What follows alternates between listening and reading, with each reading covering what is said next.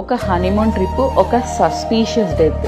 కానీ ఈ ఇన్సిడెంట్ మనకు నేర్పిస్తున్న లీగల్ లెసన్ ఏంటంటే, లవ్ పేరుతో ప్రతి నిమిషం ఎక్కడున్నావని అడగడం, ఫోన్ చెక్ చేయడం, ఎవ్రీ మూమెంట్ని మానిటరైజ్ చేయడం, ఇవన్నీ కేర్ అనుకుంటాము.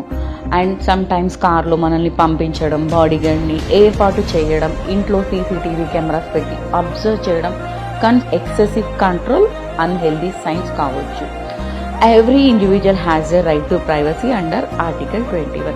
ఎనీ సస్పీషియస్ డెత్ జరిగినప్పుడు ఫ్యామిలీ మెంబర్స్కి కామన్గా కంప్లైంట్ ఇచ్చే లీగల్ రైట్ అయితే ఉంటుంది. Police fair and impartial investigation చేయాల్సిన స్టాట్యుటరీ డ్యూటీ కలిగి ఉంటారు. పోస్ట్ మార్టం రిపోర్ట్ రావాలి, ఫారెన్సిక్ ఎవిడెన్స్, విట్నెస్ స్టేట్మెంట్స్ ఆధారంగానే యాక్చువల్ ఫ్యాక్ట్స్ అనేది బయటికి వస్తాయి అన్నమాట.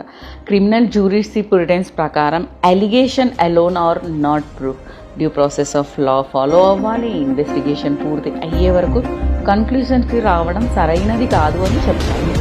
అండ్ ఇంకో విషయం ఏంటి అంటే, రిలేషన్షిప్లో కన్సర్న్ ఉండొచ్చు, కానీ పర్సనల్ లిబర్టీ అండ్ ప్రైవసీని ఇంప్లిట్ చేసే అథారిటీ ఎవ్వరికీ లేదు.